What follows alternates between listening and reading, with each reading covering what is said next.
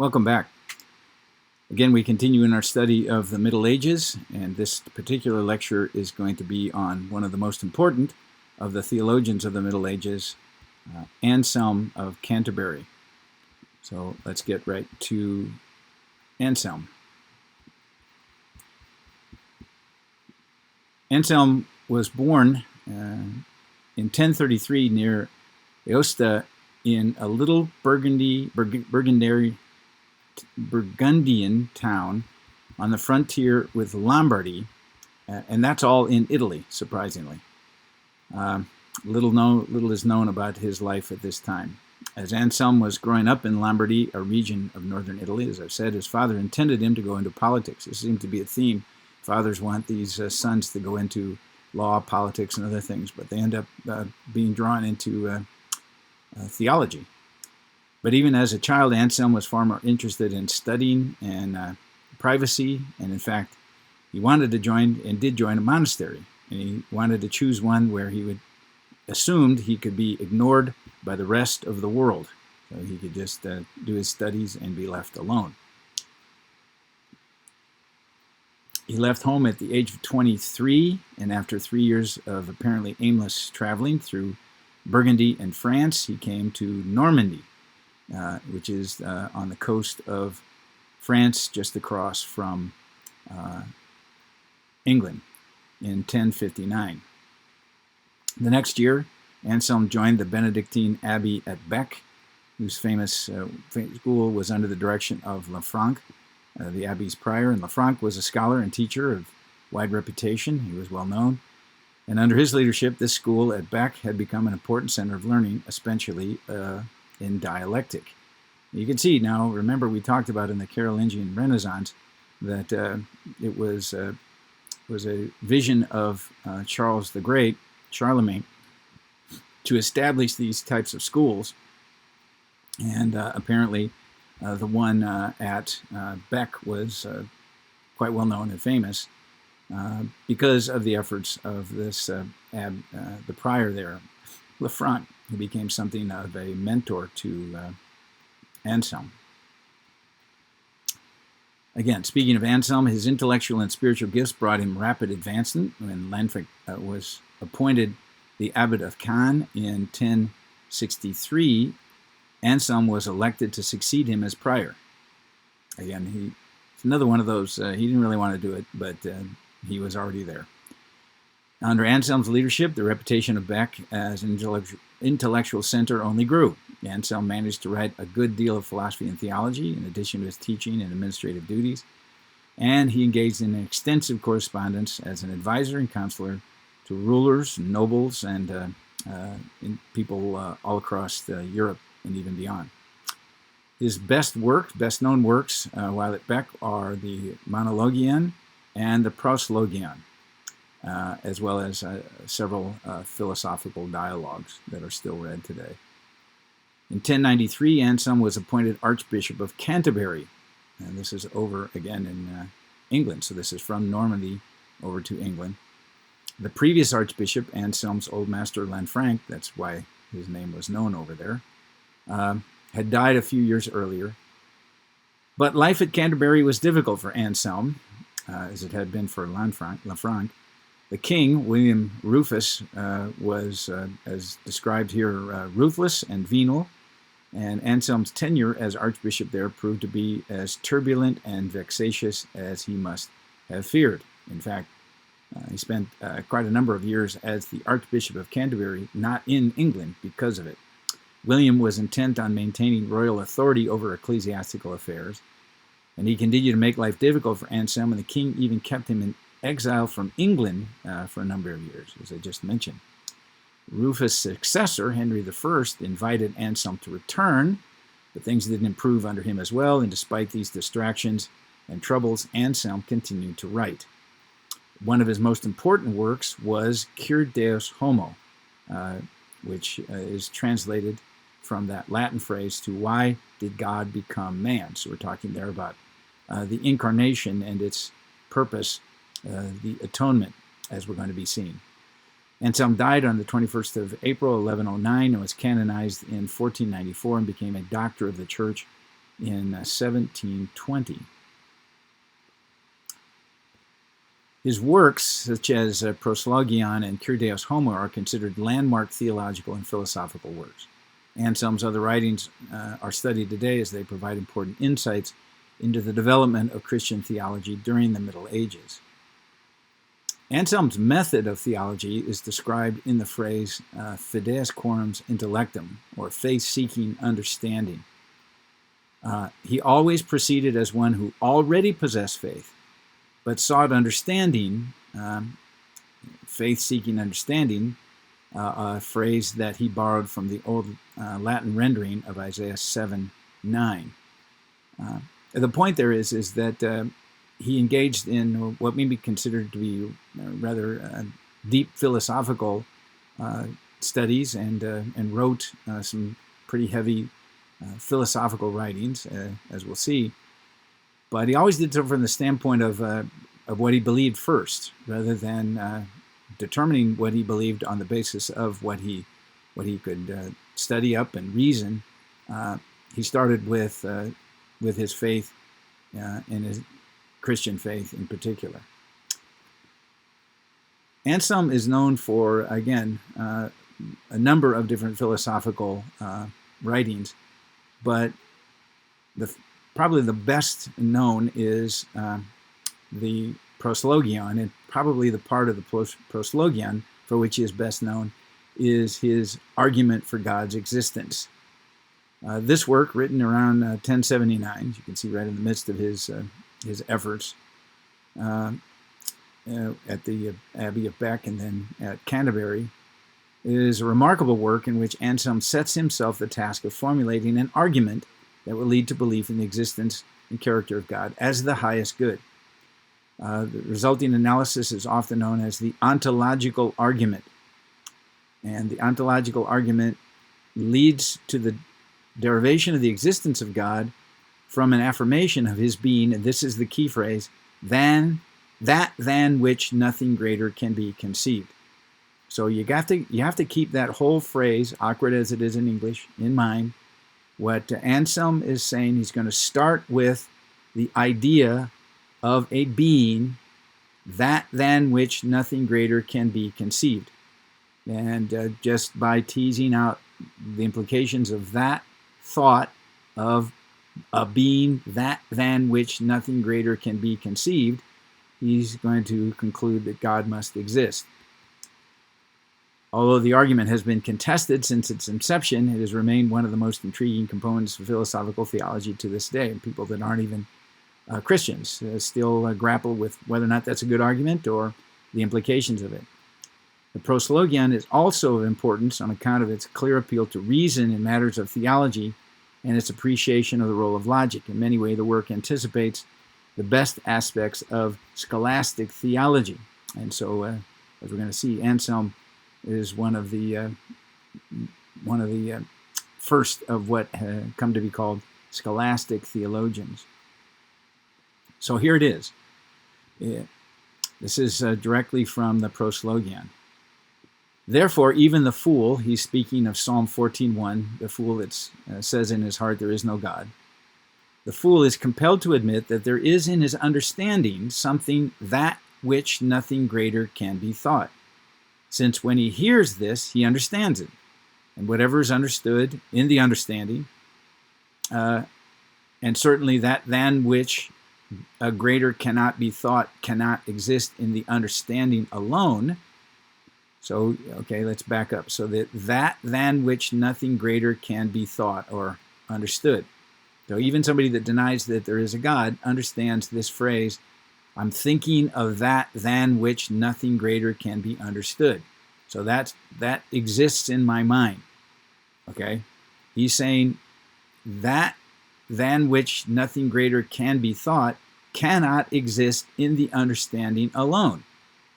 So picking up the quote there right in the middle, for if it is in the intellect alone, it can be thought to be also in reality, which is something greater. So in other words, if that than which nothing greater can be thought exists in my thought alone, then why do I even understand it? Why do I even understand that? So picking up the quote, if therefore that than which a greater cannot be thought is in the intellect alone, that very thing, that which a greater cannot be thought, is that than which greater can be thought. In other words, if it doesn't exist in reality, it only exists in my mind, then I can think of something, I can actually experience something that is greater than my thought in reality. But then that would contradict what I've just said. There's that than which nothing greater can be thought in my intellect. So I'd have a second thing, that than which nothing greater can be thought, which would be the thing that I'm experiencing. But surely that cannot be. Therefore, without a doubt, something that which a greater cannot be thought exists both in the understanding and in reality. Now, even in my rather halting sort of expression of that, if it doesn't really isn't really the best way to put it, you can see his point. Something that exists in reality is greater than something that exists only in my mind. So that which exists in my mind is that than which nothing greater can be conceived, must exist in reality, or the thing that that's in reality, anything in reality is better than what's in my mind. Let's try it again. The argument can be standardized in this way. It is a conceptual truth, or so to speak, true by definition, that God is a being than which nothing greater can be conceived. That is, the greatest possible being that can be imagined. So God exists as an idea in the mind. A being that exists as an idea in the mind and in reality is, other things being equal, greater than a being that exists only as an idea in the mind. So there are things that exist in reality that are automatically greater than anything that I can imagine in my mind. Thus, if God exists only as an idea in the mind, then we can imagine something greater than God. That is, a greatest possible being that does exist. But we cannot imagine something that is greater than God. It's a contradiction to suppose that we can imagine a being greater than the greatest possible being that can be imagined. So therefore, God must exist. All right, you don't really have to sort of figure that one out, because there's a lot of people that really can't figure that one out. But there it is for you to sort of contemplate on your own, or maybe study up with looking that up in philosophical texts. Put very simply, Anselm's argument is as follows. By God I mean an entity than which no greater can be thought. Suppose that God, so defined, does not exist. I can nevertheless think that he exists, but an entity is greater if it does exist than if it does not exist. Hence, it is possible to think of something greater than God, namely an entity or a thing, which is not only greater than that which can be thought, but also exists. But that can't be. This is contrary to the definition. Hence, the hypothesis that God does not exist must be false. Study it again. Anselm's view of the atonement. Anselm's most direct contribution to theology was his interpretation of the atonement. During one period spent away from England and Italy, during that time when he was dealing with William Rufus and Henry I, he penned his most important theological work, Cur Deus Homo, Why God Became Man. In this work, Anselm seeks to set out a rational demonstration for the necessity of God becoming a man, and an analysis of the benefits which accrue to humanity as a result of the incarnation and obedience of the Son.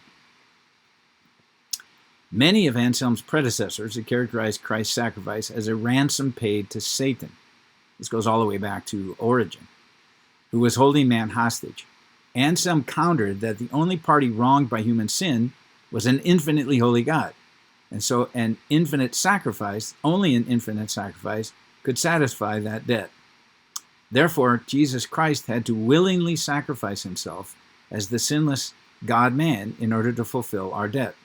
This view is known as the satisfaction theory of the atonement. Several centuries later, Reformed theologians, particularly Calvin, are going to modify this version of the theory of the atonement, and that will become known as substitutionary atonement.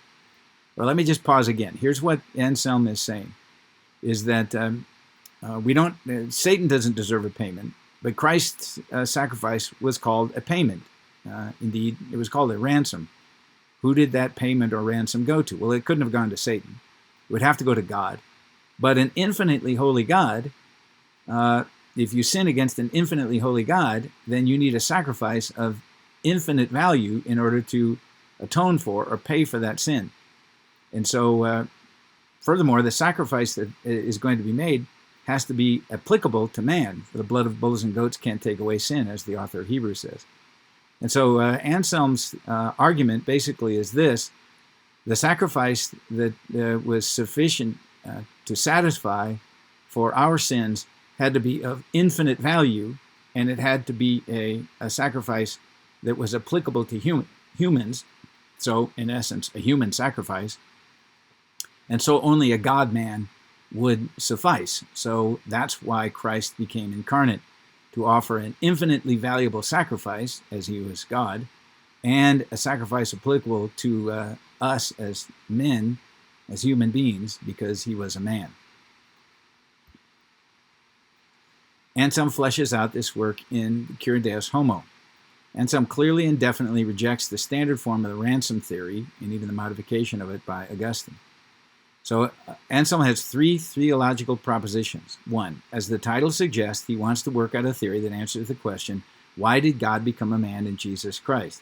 So he starts with what we saw at the end of Chalcedon, is that he's fully God and fully man. So basically, having concluded that, well, why was that necessary? Anselm's understanding of the atonement builds fundamentally upon his doctrine of sin. For what sin is understood to be will strongly influence what one's view must be done to counter it. To Anselm, sin is basically failure to render God his due. By failing to give God his due, we take from God what was rightly his and dishonor him. We have disrespected God. And this is a very, by the way, Middle Ages kind of way of thinking, because this was during the time of the feudal monarchies. You had the king, and then you had the barons and the earls, and then the knights. And each underling, each baron owed fealty, loyalty to the king, and each knight owned fealty or loyalty to the baron or earl or whatever. And if that fealty or loyalty was not given, then some sort of, here comes, satisfaction had to be rendered by the underlings in the hierarchy. So this is how Anselm sees the arrangement. We owed God loyalty and honor, but we haven't given it. By our sin, we have disrespected God. So we must compensate for it. We must pay for it. Or again, we must satisfy his honor. So 3, Anselm has a very high view of God. God being God, he may not only act to preserve his honor, he must do so. He simply can't say, well, forget it.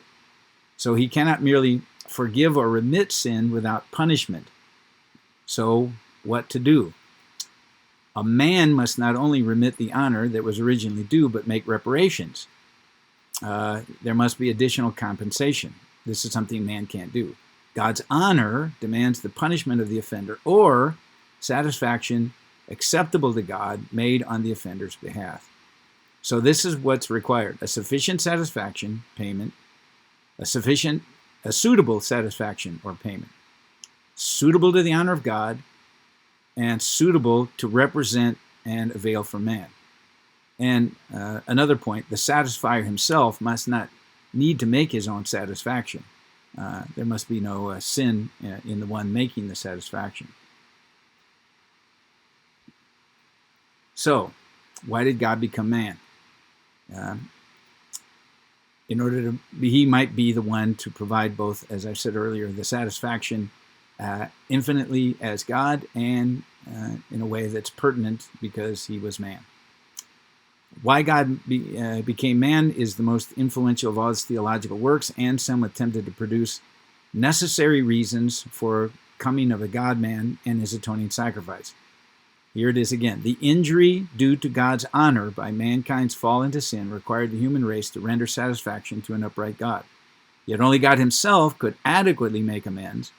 Hence, the God-man whose innocent sacrifice potentially made satisfaction for all. Anselm may have aimed his argument partly at the Jews, for their criticism of the incarnate God had become vocal in his day, but it made the greatest impact upon Christians.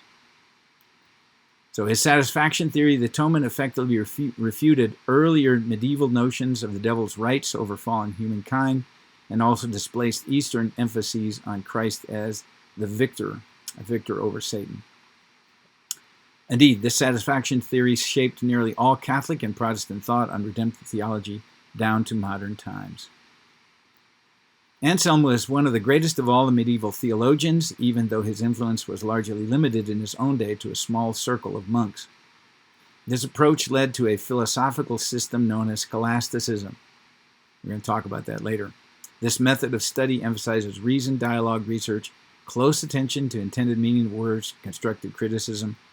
Anselm's students continued this tradition, and Thomas Aquinas, often labeled the greatest Christian philosopher, was himself a scholastic. Well, we're going to stop there for Anselm, and we will, as the slide says, pick it up next with a lecture on Abelard.